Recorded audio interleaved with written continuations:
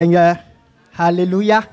Ce message, je l'ai déjà apporté un samedi à la réunion d'intercession et les mères de famille qui étaient présentes m'ont demandé pourquoi tu ne l'apportes pas un dimanche. Alléluia. Là, je dis, un jour viendra. Et c'est le jour que le Seigneur a choisi. Et je bénis le Seigneur, je lui donne toute la gloire. Alléluia.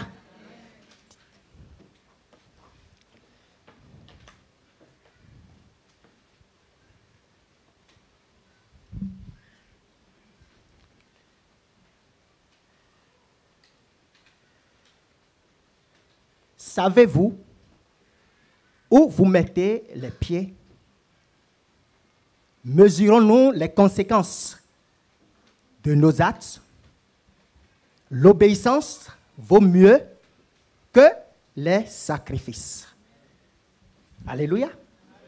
Pour illustrer mon message, je vais prendre le livre de Proverbes, chapitre 7.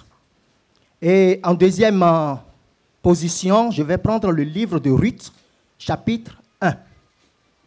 Lisons Proverbes, chapitre 7. La parole dit, « Mon fils, retiens mes paroles et garde avec toi mes préceptes. Observe mes préceptes et tu vivras. Garde mes enseignements comme la prunelle de tes yeux. Lis-les sur tes doigts. » Lis, c'est le verbe lier, attacher. Donc c'est attacher, attache-les sur tes doigts. Écris-les sur la table de ton cœur. Dis à la sagesse, tu es ma sœur, et appelle l'intelligence ton ami, pour qu'elle te préserve de la femme étrangère, de l'étranger qui emploie des paroles doucereuses. Un étranger, une étrangère ou un étranger, c'est qui? Bibliquement, nous sommes frères et sœurs parce que nous avons reçu l'esprit d'adoption par qui nous crions Abba, Père. Donc, celui qui n'a pas l'esprit d'adoption en partage avec toi est pour toi une personne étrangère, une inconnue, dans le sens où, spirituellement parlant, tu ne sais pas de quel esprit cette personne est animée. Alléluia. Elle ne fait pas partie de ta famille spirituelle. Vous n'êtes pas dans la même alliance en Jésus-Christ. Et vous n'avez pas le même maître. Donc cette personne, une femme ou un homme, qui ne remplit pas cette condition, est une étrangère pour toi. Alléluia. Et la parole continue. Elle dit, j'étais à ma fenêtre ou à la fenêtre de ma maison et je regardais à travers mon treillis. J'aperçus parmi les stupides, je remarquai parmi les jeunes gens un garçon dépourvu de sens. Quelqu'un qui est dépourvu de sens est une personne qui dit que Dieu n'existe pas et qui méprise la sagesse et l'instruction. Proverbe 1, verset 7. Cette personne, la Bible la qualifie d'insensé, de fou. Et la Bible dit que les insensés ont la honte en partage. Proverbe 3, verset 35. Et un fils insensé est le chagrin de sa mère. Proverbe 10, verset 1. Alléluia. Par là, la Bible nous exhorte à garder la connaissance de Dieu, à garder les enseignements de la parole de Dieu. Alléluia. La parole de Dieu continue. Il dit, il passait dans la rue près de l'angle où se tenait une de ses étrangères. Et il se dirigeait lentement du côté de sa demeure. C'était au crépuscule, pendant la soirée, au milieu de la nuit et de l'obscurité. Au milieu de la nuit et de l'obscurité. Et voici, il fut abordé par une femme ayant la mise d'une prostituée et la ruse dans le cœur. Qu'est-ce que cette phrase veut dire? La ruse dans le cœur. La Bible qualifie de rusé et de malin l'ennemi Satan. Donc, la ruse dans le cœur est une phrase qui désigne une personne qui est sous influence maléfique ou simplement une mauvaise personne. Alléluia. Amen. Ou simplement une mauvaise personne. Nous continuons. Elle était bruyante et rétive. Ses pieds ne restaient point dans sa maison. Tantôt dans la rue, tantôt sur les places et près de tous les angles. Elle était aux aguets. Elle le saisit, l'embrassa et d'un air effronté lui dit, je devais un sacrifice d'action de grâce. Aujourd'hui, j'ai accompli mes vœux. Toi, chrétien, et toi, chrétienne, l'ennemi te guette. Alléluia. L'ennemi te guette. La femme étrangère qui est sous influence, elle dit, je dois un sacrifice d'action de grâce. Et elle proclame, aujourd'hui, je l'ai accompli. Elle a trouvé sa proie. À qui elle devait ce sacrifice d'action de grâce? C'est l'esprit qui domine sur elle et non à Dieu. Alléluia. C'est le malin qui domine sur elle et non à Dieu. Le verset 15, il dit, c'est pourquoi je suis sorti au-devant de toi pour te chercher et je t'ai trouvé. Ne laissez pas l'occasion à l'ennemi de vous trouver, mes frères et sœurs. Alléluia. Armez-vous de toutes les armes nécessaires, défensives. Ou encore, qu'est-ce que la parole de Dieu dit? Défensive, de toutes les armes, défensive et offensive. Pour se garder, pour se protéger, afin que l'ennemi ne vous trouve point. Elle dit, j'ai trouvé maintenant la personne que je sacrifierai, que je donnerai en sacrifice d'action de grâce. C'est pourquoi je suis sorti au-devant de toi pour te chercher et je t'ai trouvé. J'ai orné mon lit de couverture, de tapis, de fil d'Égypte. J'ai parfumé ma couche de myrrhe, d'aloès et de kinamome. Viens et livrons-nous d'amour jusqu'au matin. Livrons-nous joyeusement à la volupté. Car mon mari n'est pas à la maison. Il est parti pour un voyage lointain. L'adultère. L'adultère. Alléluia. Cette femme présente toutes les caractéristiques de quelqu'un qui est possédé. Et dehors de ce mur, en dehors de ce mur, elles sont nombreuses. Ou encore, ils sont nombreuses. Hommes et femmes possédés. Hommes et femmes soumises aux lois de Satan, qui cherchent à vous dévorer, vous qui avez la foi en Jésus-Christ. Alléluia. La parole dit, il a pris avec lui le sac de l'argent. Il ne viendra à la maison qu'à la nouvelle lune. Elle le séduisit avec force de parole. Elle l'entraîna avec ses lèvres doucereuses.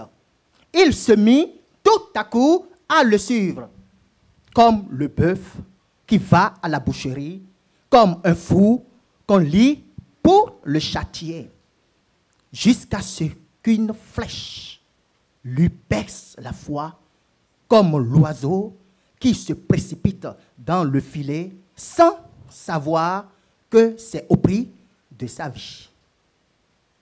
Et maintenant, mes fils, écoutez-moi et soyez attentifs aux paroles de ma bouche. Que ton cœur ne se détourne pas vers les voies d'une telle femme. Ne t'égare pas dans ses sentiers, car elle a fait tomber beaucoup de victimes. La parole dit, ils sont nombreux, tous ceux qu'elle a tués, spirituellement ou physiquement. C'est que si tu couches avec de telles personnes, ta mort ou ta vie est détruite. C'est la mort assurée. Alléluia. C'est la mort assurée. Il dit, sa maison, c'est le chemin du séjour des morts. Il descend vers les demeures de la mort. Peuple de Dieu, soyez bénis ce matin. Amen. Je me réjouis parce que vous entendez ces paroles. Et c'est la volonté de Dieu. Alléluia. Amen. Il dit, ces femmes et ces hommes, ce que nous venons de lire ce matin, malheureusement, est encore d'actualité aujourd'hui. C'est la réalité d'aujourd'hui. De ces femmes et de ces hommes, il en a beaucoup qui ont reçu leur mission de la part de Satan pour torpiller et détruire les vies si chères à Dieu. Nous sommes chers à Dieu. C'est pourquoi le Seigneur Jésus-Christ est venu. La parole dit, Dieu a tant aimé le monde jusqu'à ce qu'il a donné son Fils Jésus-Christ afin que quiconque croit en lui soit sauvé.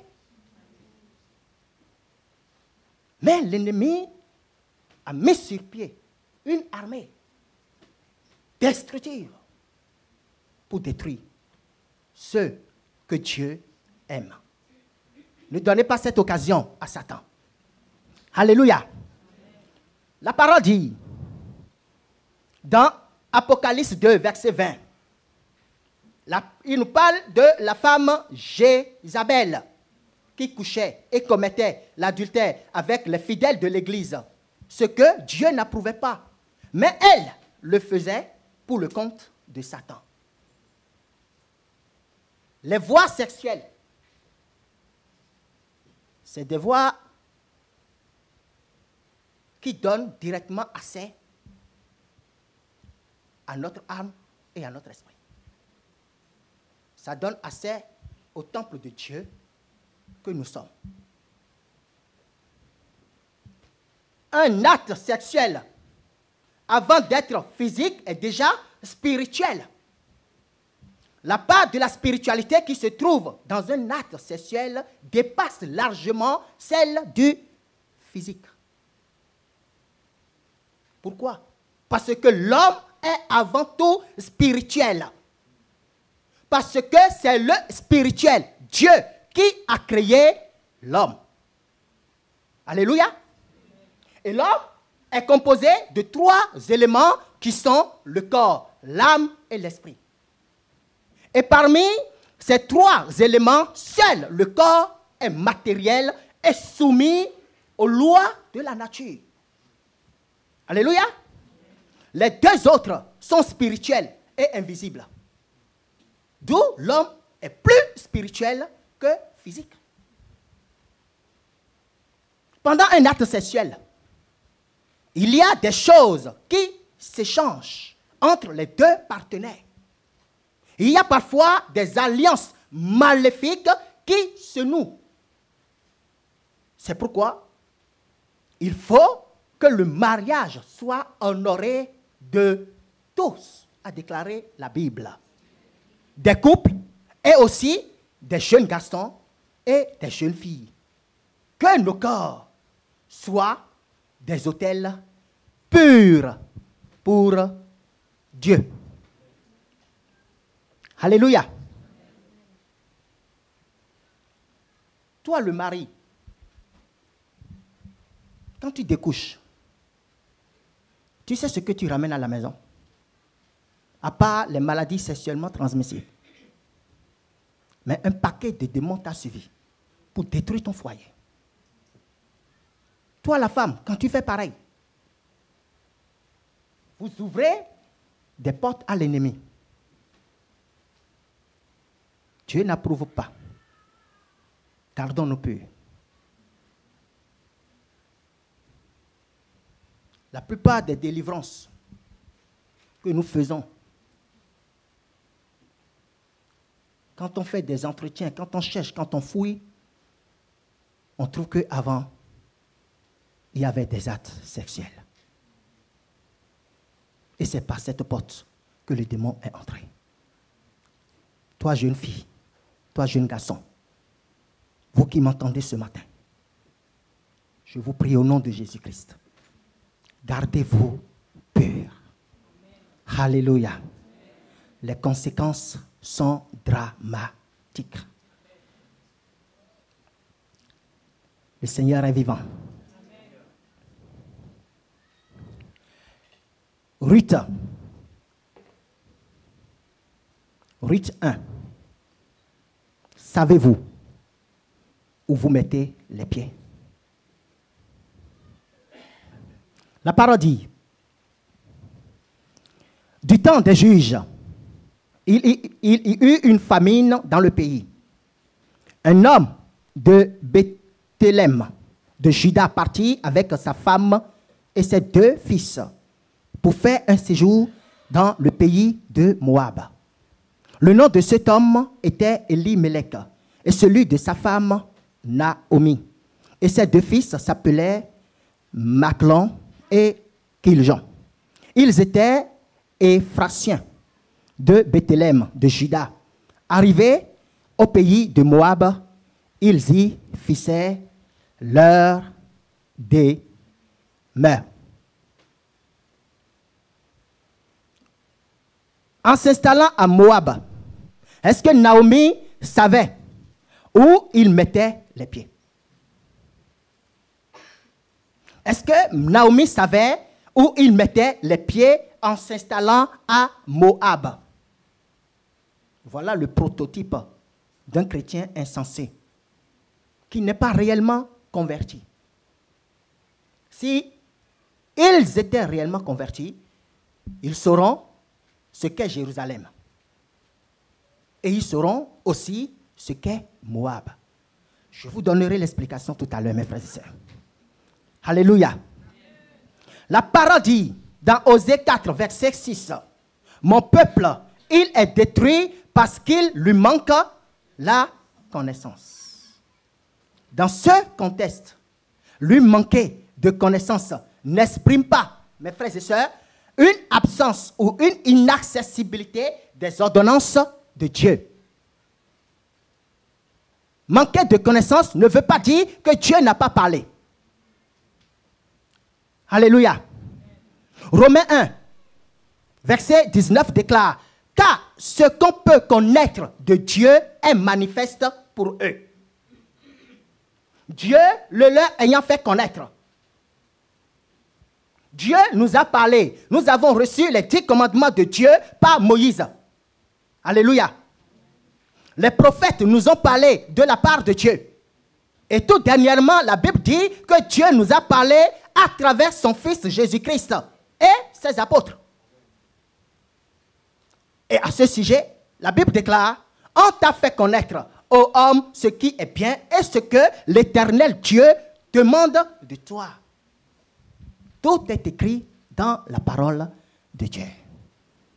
Donc, manquer de connaissance signifie qu'ayant reçu la révélation, alléluia, qu'ayant reçu la révélation qui donne la vie, ils l'ont rejeté à cause de leur avidité. Ils ont préféré les ténèbres à la lumière. Avidité signifie désir ardent, immodéré de quelque chose avec laquelle on le satisfait. Quelles sont ces choses? J'ai noté l'immoralité sexuelle, l'amour de l'argent, l'attachement aux choses matérielles, le désir de ressembler aux autres et d'aller dans le sens du courant. Ah, il a une voiture, je dois l'avoir. Ah, telle soeur s'est mariée, il faut que je me marie aussi dans 3 mois. C'est sérieux, mes frères et sœurs. Ah, regarde sa basket, il faut que j'achète une. On prend des voies détournées. Alléluia. Je cite aussi l'incertitude et l'insécurité qui causent la peur du lendemain. La peur du lendemain. Et cependant, Matthieu nous dit, dans chapitre 6, versets 33 à 34, il dit, cherchez premièrement le royaume et la justice de Dieu. Et toutes ces choses vous seront données par surcroît. Ne vous inquiétez donc pas du lendemain, car le lendemain aura soin de lui-même. À chaque jour suffit sa peine. Cherchez le royaume et la justice de Dieu. Signifie chercher à plaire à Dieu par ses commandements. Alléluia. Cherchez à vivre une vie de sanctification. Cherchez à garder son corps pur pour la gloire de Dieu. Alléluia. Soyez bénis. Toi, mon frère, et toi, ma soeur, et vous, jeune fille et jeune garçon, savez-vous où vous mettez les pieds en ignorant les conseils de Dieu? Car la Bible dit, Osée 4, verset 6, continue, dit, puisque tu as rejeté la connaissance, je te rejetterai et tu seras dépouillé de mon sacerdoce. Puisque tu as oublié la loi de ton Dieu, j'oublierai aussi tes enfants. Toi, jeune garçon, toi, jeune fille, si tu fais de n'importe quoi aujourd'hui, c'est tes enfants, demain, qui vont emporter aussi la charge. Parce que Dieu dit, j'oublierai aussi tes enfants. Alléluia. Tout il est nécessaire. De vous, gardez pur. De ceux, gardez pur. Si ce matin, vous êtes ici, ce n'est pas par hasard. Il n'y a pas de coïncidence. J'ai la ferme conviction que Dieu vous a conduit ici ce matin. Et je donne la gloire à Dieu. Je le loue. Au nom de Jésus-Christ. La personne qui ne prend pas garde aux avertissements de Dieu est comme un bœuf qui va à la boucherie. Il est semblable à un fou qu'on lie pour le châtier. Un bœuf qui va à la boucherie. Et le Seigneur Jésus dit, l'ennemi, il vient pour détruire, l'ennemi, il vient pour égorger, l'ennemi, il vient pour arracher. Alléluia. C'est pourquoi il vous guette. Pour voler ce que Dieu a déposé dans vos cœurs. Il vous guette. Parce qu'il est jaloux de cette semence incorruptible que le Seigneur a semée en vous. C'est la vie de Dieu. Et il cherche à détruire cette vie. Alléluia. Ne lui donnez pas l'occasion. Il vient pour détruire, il vient pour égorger. Jésus dit plus tard, mais moi je viens pour donner la vie et la vie en abondance. Mais c'est qui veut. Si tu veux cette vie en abondance, tu dois te soumettre à la parole de Dieu. Tu dois te soumettre à l'autorité de Dieu. Tu ne dois pas donner l'occasion à ta chair de te conduire dans des voies détournées. Alléluia. Là, Jésus te donnera la vie et la vie en abondance. Il dit, la parole de Dieu nous raconte qu'à l'époque, en Israël, il y avait une famine. À cause de cette famine, Naomi et sa famille ont choisi de partir de Jérusalem. Jérusalem qui est synonyme de Bethel, la maison de Dieu, la présence infinie de la gloire de Dieu. Jérusalem qui est la source de la vie. Parce que Dieu est présent. Le psaume 36, verset 9 déclare, « Car auprès de toi, Dieu est la source de la vie. Par ta lumière, nous voyons la lumière. » Et parce que Dieu était à Jérusalem, il y avait cette source de vie à Jérusalem. Dans l'église, Dieu est présent ici. Et il y a cette source de vie ici. Recevez-le ce matin au nom de Jésus-Christ. Alléluia.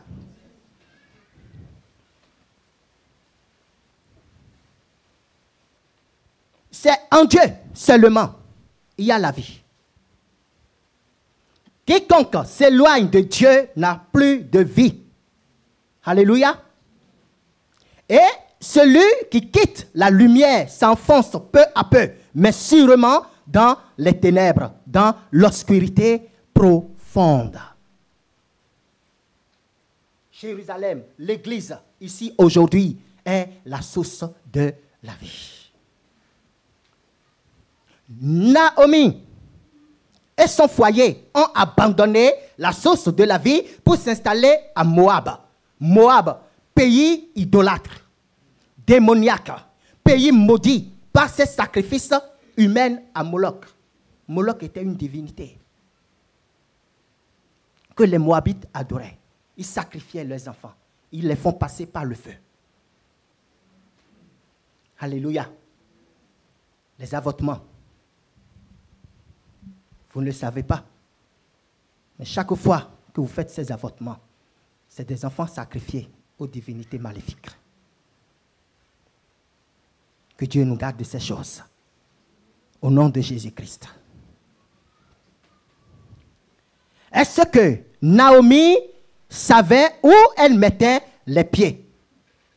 La désobéissance de Naomi et de son mari entraîne une double peine.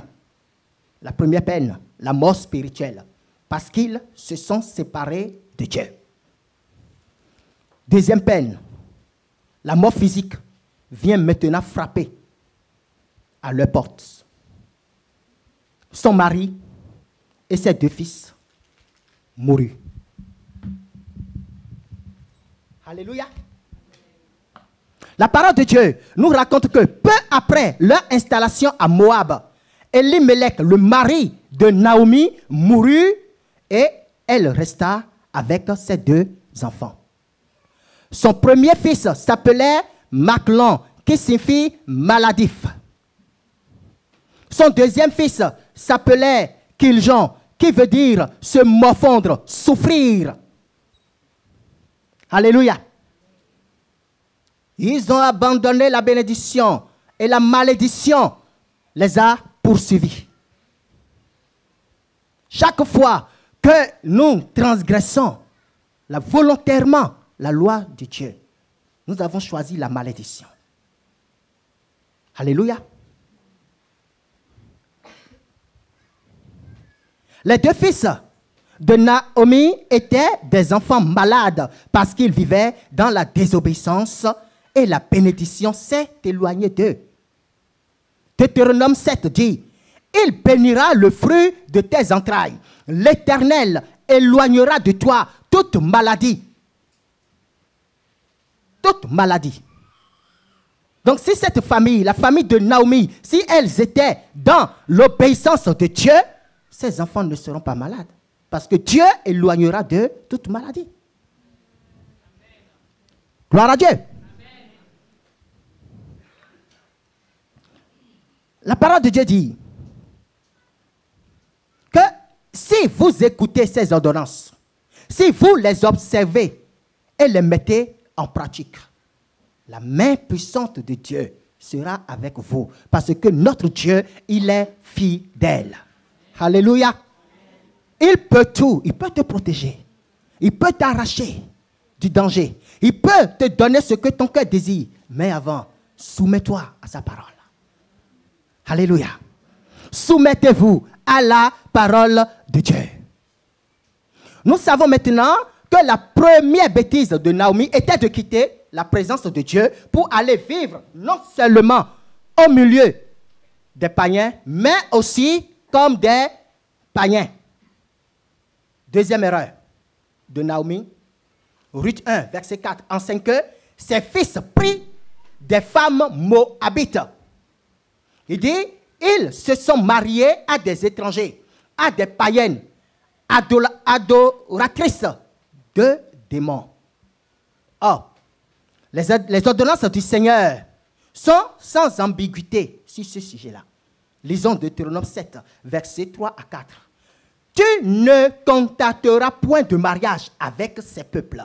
Tu ne donneras point tes filles à leurs fils, et tu ne prendras point leurs filles pour tes fils, car ils détourneraient de toi tes fils qui serviraient d'autres dieux. Et la colère de Dieu s'enflammerait contre eux. Ils vous détruiraient promptement. Et Néhémie 13, verset 25 dit, « Je leur fis des réprimandes. Je les maudis. J'en frappai quelques-uns.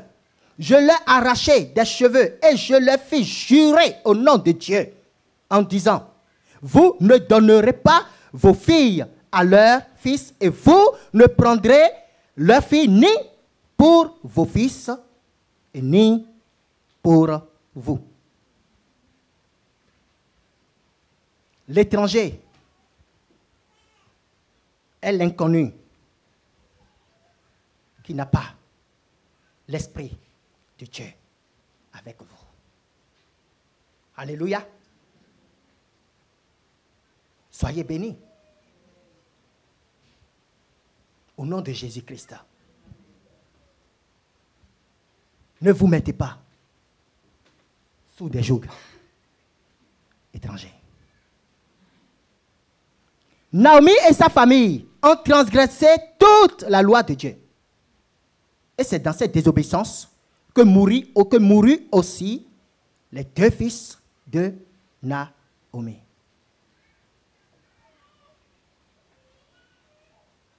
Le patriarche Abraham, il y a 4000 ans, avait fait jurer à son serviteur, le plus fidèle, de ne pas prendre pour son fils Isaac une fille parmi les Cananéennes. Et pourquoi aujourd'hui, dans l'église, nos jeunes gens, ils vont chercher à l'extérieur? Dans 80%, ça ne marche pas. Oui, je vais l'amener au Seigneur. Oui, il sera là. Déjà, avant de faire le mariage, on dit, est-ce que tu viendras au Seigneur? Oui, je te suivrai, il n'y a pas de souci. Mais c'est ce qui ne se fait jamais.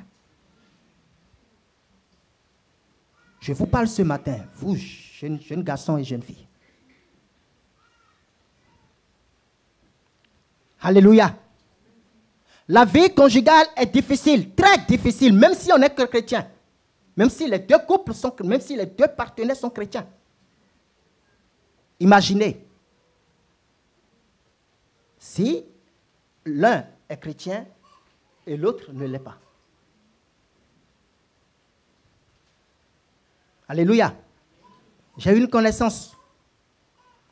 Au début, je ne savais pas qu'elle était mariée dans le monde. Un jour, elle m'appelait, on parlait au téléphone, elle me racontait tout ce que son mari lui faisait. Mais je dis, mais va voir les anciens, va voir, ils vont l'appeler, vous allez parler. Là, il me dit, non, il n'est pas chrétien.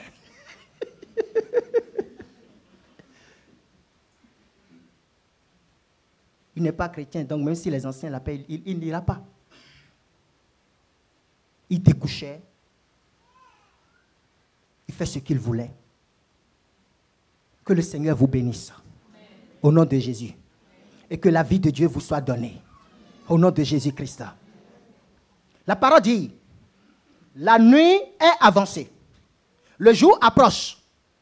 Dépouillons-nous donc des œuvres des ténèbres et revêtons les armes de la lumière. Romains 13, 12. Ne cherchons pas des échappatoires, des facilités. Acceptons de souffrir avec Christ afin d'être glorifiés avec lui. Soyez bénis, je vais m'arrêter là au nom de Jésus-Christ. Que le Seigneur soit avec vous. Amen.